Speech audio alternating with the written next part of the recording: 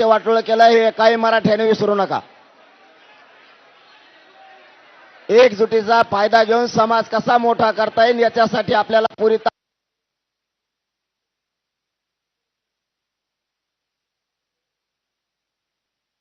लागू करून त्याची अंमलबजावणी करा.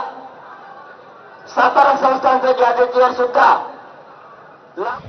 लागू करून त्याची अंमलबजावणी सुद्धा आम्हाला तात्काळ पाहिजे. ज्या केसेस पासून बलिदान गेलेल्या कुटुंबाच्या मागण्या या सगळ्या मागण्याची अंमलबजावणी होऊन मी मुंबई सोडणार नाही ही मराठ्यांना शब्द देतो. आताही मला सरकारनं गोळ्या जरी घातल्या तरी मी बलिदान द्यायला तयार आहे, पण मागं हटायला तयार नाही हा शब्द आहे माझा तुम्हाला.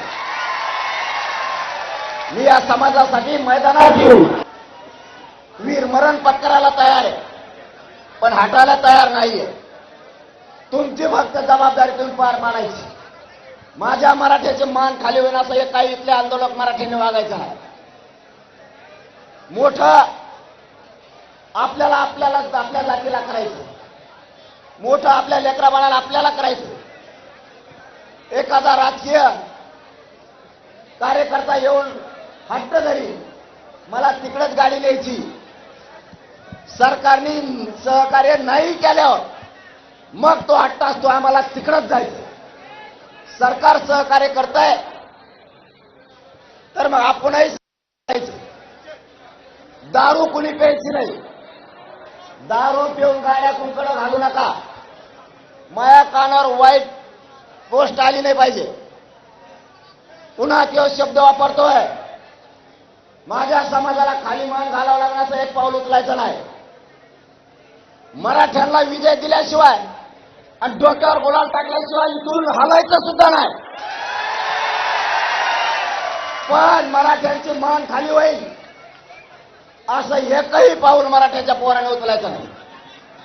मायबापा हो, सगळं कुटुंब सोडून तुमच्यासाठी लढतोय.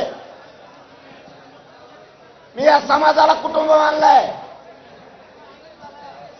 मग तुम्ही जर माझ्या कुटुंबातले, मी जर तुमच्या कुटुंबातला आहे, माझा शब्द खाली पडू द्यायचा नाही, कारण मी तुमचा खाली पडू देत नाही.